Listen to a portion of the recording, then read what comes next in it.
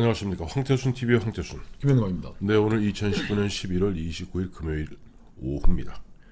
오늘 보니까 노영민 대통령 비서실장 국회 운영위원회에 나와서 100원을 갖다 철저하게 지금 쉴드를 쳐주고 있습니다. 네. 뭐 갖다가 이첩을 안 했다면은 그것은 뭐 직무유기다. 또 내지는 당시 100원 후에 민정비서관실 특감반, 사설 특감반이죠. 내려간 것은 뭐 고래고기 사건을 갖다 거중 조종하기 위해서 내려갔다. 그야말로 우리 정치판에 이런 게 있습니다. 말로서 말 많으니 말 많을까 하노라. 자꾸만 보니까 노영민 씨는 과연 그 당시 백원우 민정비서관이 그와 같은 민간인 사찰을 하고 또 민정수석실에서 보면 노골적으로 보면은 유재수 건들을 갖다가 무마하고 할 당시에 노영민 씨는 주중 대사였어요. 그러니까 이거 여기에 대해서 그 알만한 위치에 있지도 않았고, 그렇죠. 지금 뭐 그 저기 누가 백원우가 해 달라는 이야기를 가서 저 발주 외주해가지고 지금 네. 떠들고 있는 게 불가한 것이죠. 네. 지금 뭐 이제 간단한 게 이제 울산 유재수 거는 이제 뭐 별 시원찮은 얘기가 갖고 이제 부속으로 붙어 있는 걸로 별책 보록 같은 건데. 지금 그 울산시장 선거 개입에 대해서 지금 네. 청와대 얘기는 이렇게 간단히 정리되는 거죠. 범죄 비리 첩보를 청와대에 넘어왔는데 네. 그거를 그냥 통상적인 절차에 따라서 넘겨준 것에 불과하다고 얘기가 하는데 네. 여기에 이제 많은 비밀들과 이제 단서들이 다 숨어 있는 거겠죠. 그렇죠. 그 울산시장 선거를 앞두고 네. 울산시장 김기현 씨 그 가족 일가들이 포함된 이 비리 첩보들을 누가 만들었는데? 글쎄 그게 귀신이 고갈로 울산지방경찰청은 네. 분명히 얘기했잖아요.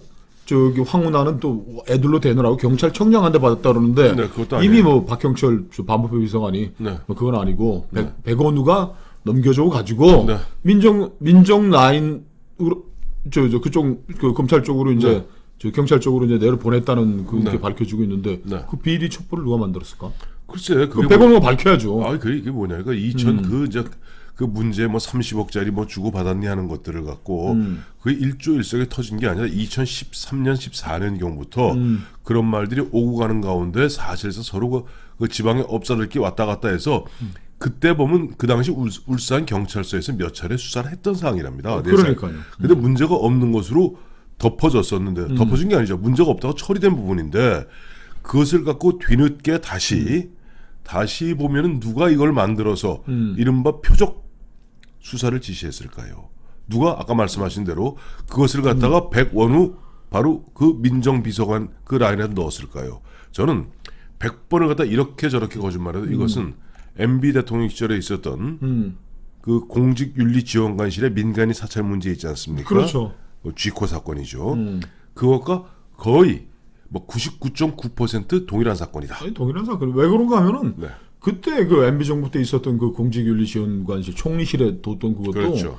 다 거기 일했던 사람은 경찰이고 공무원이에요. 네. 무슨 뭐 동네 깡패들 뭐 양아치들 데려다가 했던 게 아닙니다. 네, 그렇습니다. 그러니까 백원우 팀이 뭐 감찰팀 2명이 내려가 가지고까지 뭐 그 수사를 뭐 독려하고 했다라고 하는데 그렇죠. 그 사람이 경찰이었고 공직자였고 한 건 아무 상관도 없는 이건 불법 사조직을 그렇죠. 동원한 것이에요. 그렇습니다. 청와대 비서관이 그렇죠.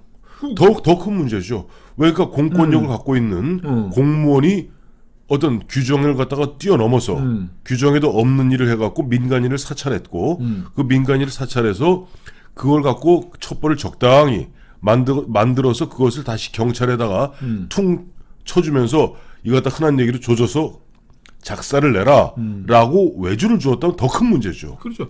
비위 첩보, 뭐 이러이러한 첩보가 있다는 걸 만들었다는 주체가 네. 백원우라면은 네. 민간이 사찰한 것이죠. 뭐 이건 논란의 여지가 없는 것이고 네. 지금 뭐 백원우는 또 그러니까 이 사람이 지가 이제 자꾸 단서를 주는 거야. 이게 경찰에 넘어간 비위 첩보의 양식과 내용만 보면은 네. 우리가 만든 것도 아닌 걸 밝혀질 거다 그러는데 네. 경찰하고 검찰이 지금 아무도 안 밝히는 거 아닙니까? 그렇죠. 경찰에서 밝혀야 될 거 아니야. 아, 경찰에서는 청와대에서 밝히든지. 아니 당시 이철성 경찰청장도 그런 거 받은 바 없다 그랬고 이철성 경찰청장은 황운하 당시 울산 경찰청장은 어디선지 모르겠지만 하도 왔다 그랬고. 뭐야? 자, 그러면 그런 그 비위첩보 네. 김기현 현 울산시장이 뭐 가족들이 뭐 하고 있다라는 게 울산지방경찰청은 아는 건 분명한 것이죠. 네. 그 당시에 조사를 했고 네. 황운하도 넘겨받았다고 그러니까. 그러면 국정원에서 했나? 국정원에서 지금 문재인 국정원은 이런 거 안 한다고 국내 정착 그런 거 하면 서훈이 당장 구속돼야 됩니다.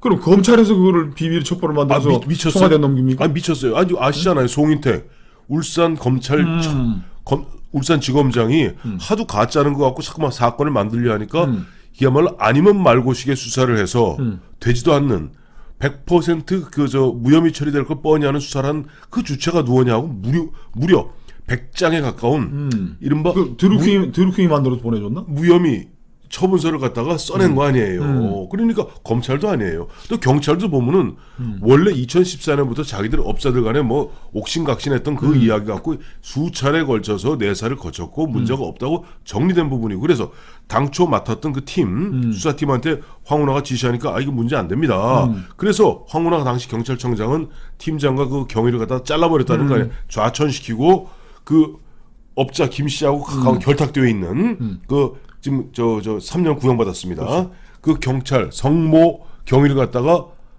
외줄 줬다는 거 아닙니까? 자, 비위첩보 작성자가 누구인지 이제 밝혀내야 되는 것이고 네. 그 다음에 그 MB 정부 그 공직 윤리지원관실 사건 발생됐을 때 저도 청와대에 있었기 때문에 좀 네. 들여다봤는데 네.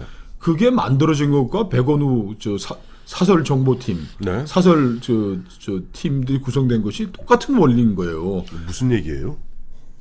그 MB 정부 출범하고 나가지고서 광우병 파동이 터졌단 말이에요. 바로 100일도 안 돼서 터졌죠. 뭐 뇌송송, 뭐 구멍탁, 구멍탁. 뭐 이렇게 하고 했는데 사실 그거를 그 경찰 검찰이 제대로 제어하지 못한 거예요. 시위 제어도 안 됐고 네. 그 논리들에 대해서 공권력들이 제대로 대응하지 못해서 네. 괴담이 커지고 네, 네.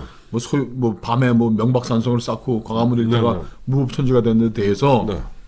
이 책임 있는 사람들이 가짜 얘기를 또 만들어낸 거예요. 네. 이게 공권력을 담당한 경찰과 공무원들이 네. 소극적인 게 네. 이 충성심이 부족하다. 네.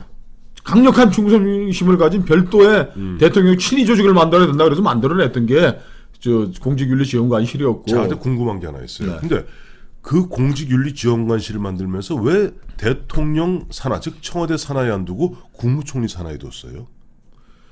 그러니까 이제 그 민정수석실이 또 똘똘한 검사들과 있으니까 네. 청와대 안에 있으면 그건 헛짓을 못할 거 아닙니까? 허튼 짓을 못 우리 하죠. 마음대로 암행어사 앞에 들고 돌아다니면서 하고 싶은데 네네. 법체계와 사법체계를 아는 민정수석실에 또 민정비서관, 민정수석이 눈을 똑바로 뜨고 있는데 네. 그럼 누구 뭐 뒷구멍 캐고 이런 거 할 수가 없는 거 아닙니까? 그렇죠. 그러니까 편하게 하려고 가고 노동비서관한테 보고해가지고 이걸 대통령 직보한다 어쩌고저쩌고 지들끼리 뭐 분란을 일으켰던 또 거예요. 하나 궁금한 게 있어요. 네. 그 당시에 본 국무총리도 그 자기 휘하에 공직윤리지원관실이 있었는지 제대로 파악이 안 됐었다면서요. 당연한 거죠. 그러니까 우리는 별동대. 그러니까 이름만. 이런 겁니다.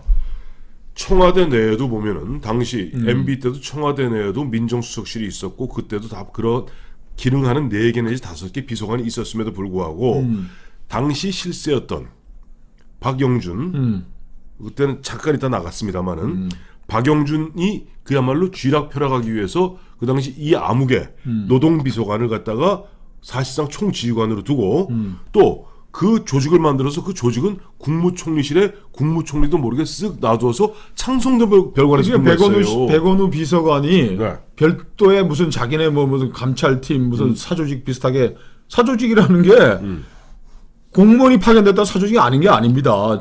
청와대 직제하와 이게 다 그 안에 들어가 있어야지 정상적인 조직인 그런 그렇죠. 조직인 것이지. 네. 민정비서관이 아무리 센 사람이라고 하더라도 뭐 경찰도 몇 명 데려와서 지 혼자 돌리면서 암행어사 마패줘가지고 했다라는 게 왜 네. 그걸 왜 만들었냐고. 그래서 이 친구들 백원우 밑에 있던 또 일본 사조직 그 특감반은 창성동 별관에 있었답니다. 창성동 별관은 이제 정부 종합청사에 좀 가까이 있는 네. 거기다 했는데 이거 자체가 별동대를 가지고 네. 내가 그러니까 옆에는 반부패비서 박형철이만 해도 검사 출신에 네. 다 제대로 된 틀에서 움직이나 보는 그렇죠, 그렇죠. 감시의 눈들이 서로가 견제가 되는 거지 감시라기보다 네. 이걸 벗어나기 위해서 지금 뭐 창성동 별관에다 지 병력 몇 명이었는지 지금 그것부터 파악해야 돼. 그 전모를 네. 별동대를 파악해가지고 나의 별도의 미션은 공식 조직을 안 하고 가가지고 마패 들고 가고서 딱 보여주고서 뭐 지랄을 한 거에 대해서도 이게 또 규명이 돼야 되고 세 번째로 또 해야 될 게 뭐가 있느냐? 네. 울산만 갔냐고 별동대 그 가들이. 아니 또 하나 저 보면 작년 지방선거 때 똑같은 즉 김기현 당시 울산시장과 똑같은 케이스로 당해서 결국은 올 초에 스스로 갖다 극단적 선택한 조진래라고 있습니다. 네. 조진래는 아시다시피 조진래 전 의원이죠. 조진래는 홍준표의 최측근입니다. 그래서 그랬는지 몰라도 창원시장에 나왔어요. 근데 창원시장에 나왔을 때 창원시장으로 나온 사람이 저도 뭐 방송에서 종편에서 함께 뛰었던 선수입니다만 허성무라고 있습니다. 이게 누가 허성관이라고 옛날 참여정부 시절에 행자부 장관한 친구 있죠. 그 친구 친동생이에요. 그 허성무를 갖다가 시장을 만들기 위해서 그랬는지 모르겠습니다만은 조진래를 탈탈 털었습니다. 그러니까 똑같아요. 공천 받는 날부터 압수수색 들어가갖고 김기현이 공천장 받는 날 압수수색 들어갔잖아요. 조진래도 그 옛날 저 홍준표 밑에서 부지상가 있잖아요. 그 조진래를 갖다가 털기 시작한 겁니다. 그래갖고 선거 기간 내내 털고 피의 사실 공포하고 무슨 수로 묻습니까? 그리고도 계속 끝나고도 괴롭혀서 결국 올 초에 극단 선택했어요. 공직윤리지원관실을 하고 이번에 저 백원호 별동팀하고 비슷한 느낌이 드는 거 또 비슷한 게 드는 게 그 당시에 MB 당시에 민정수석실이 공직윤리지원관실 저 이상한 짓 하고 돌아다니는 걸 다 면밀히 감시하고 있었던 거예요. 그나마 다행히. 그래서 사건이 터지면서 그놈들 다 뭐 원대 복귀시키고 감옥 보내면 보내고 하고 정리가 되었고 공직윤리지원관실 크게 번지질 않았어요. 그렇죠. 그런데 이번에도 또 뭐 나라를 위해서 천만다행인 거는 박형철이라는 제대로 된 비서관이 있으면서 이 별동대 두고 백원호 말이야 자기 그 개인적인 원한풀이 MB 죽이겠다고 원한 한풀이 하면서 이 민정수석실 정부 공권력을 지 마음대로 주물락멀락 했던 이 백원호의 전행에 대해서 그나마 박형철 반부패 비서관이 진실을 검찰에 털어놨다는 것이 나라를 위해서는 큰 다행인 것 같아요. 저 또 궁금한 게 하나 있어요. 궁금한 것도 오늘 많죠. 왜 이렇게 궁금하신가요? 아유, 저 궁금맨입니다. 자, 백원우는 아무리 지가 실세니 또 뭐 MB란다 참 MB면이니까 저 문재인 정부의 보면 행동 대장이니 행동대장. 뭐 이렇게 얘기해도 자기 혼자서 그렇게 결단하지 못합니다. 그 아무리 뭐 저 청와대 저 1급 비서관으로 계셔봐서 아시겠습니다만은 백원우가 지가 아무리 세고 전직 뭐 저 17대 국회의원 출신이라고 하지만은 자기 백원우가 이런 식으로 별동대를 꾸려서 그야말로 때로는 제가 봐서 민정수석도 몰랐을 가능성도 있다고 봐요. 조국이 몰랐을 수가 있죠. 있어요. 조국이 지금 무슨 어떤 진술할까 그것도 참 궁금하죠. 이런 식으로 전행할 때부터는 그 백원우 뒤에 같은 전대협 출신인 임종석이 있었습니까? 아니면 더 뒤에 문재인이 있었습니까? 저는 이런 부분들도 사실은 보면은 이번에 윤석열 검찰에서 백원호 뭐 조만간 소환한다고 그러죠? 곧 하겠죠. 예. 뭐 오늘 내일 할 수밖에 없는 거죠. 지금 조만간 유재수 그 저 감찰 무마라든지 지금 이제 울산 그 선거 공작 정치 공작에 바로 연결이 돼 있다고 지금 박형철이 다 진술했으니까. 그러니까요. 점검해야 되겠죠. 거기가 그 가만히 생각해 지금 뭐야? 백원우는 지금 저 김기현 울산시장 그 저 낙마시키고 그 정치 공작하는 데는 뭐 주역이었던 것 같고 유재수 건은 어떻게 되죠? 한때 하도 정신이 없으니까 나도 지금 뭐 어떻게 연결되는지 기억이 안 나요. 검찰이 뭐 다음 주 내로는 12월 초 내로는 뭐 정리해 줄 테니까 우리가 궁금하게 생각했던 것들이 하나하나 다 정리가 되겠죠. 유재수 건도 사실은 보면 유재수한테 즉 유재수를 정확히 잘 알지 못했던 조국 민정수석한테 보면은 누가 압박을 넣었는데 문제는 보면 청와대 현재까지 나오는 얘기는 아니다. 조국도 그쪽이 조국과 박형철과 백원호가 3자가 모여서 갔다가 그 유재수 건 감찰 중단하기로 결정했다 이렇게 얘기했어요. 그건 뭐 지들 얘기지 뭐. 아 지들 얘기인데 이제 법조계 잘 아는 그 변호사 부장검사 출신들 그 변호사한테 물어봤더니 그 또한 만약에 셋이 짜서 그런 식으로 결론냈다면 그 또한 직권남용이랍니다. 셋 다 걸리는. 조국이 지금 뭐라고 그럴지가 정말 재밌네요. 그러니까. 지가 안고 갈지. 그 양반 또 뭐 성정이 뭐 지가 안고 가는 스타일은 아니잖아요. 아니 절대 그게 아니고 내가 보니까 현재 날이 가면 갈수록 보니까 조국이 셌던 것이 아니라 실제 보면 조국은 얼굴만 잘생긴 번드르르한 조국 민정수석으로서 본 돈 버는 문제, 오촌 조카 돈 버는 문제, 이런 데 신경 썼던 거고 실제 거기에서 적폐청산이란 미명화의 정치보복에 칼을 휘둘렀던 행동대장 사실상의 민정 총수석은 백원이었던 것 같습니다. 그러니까.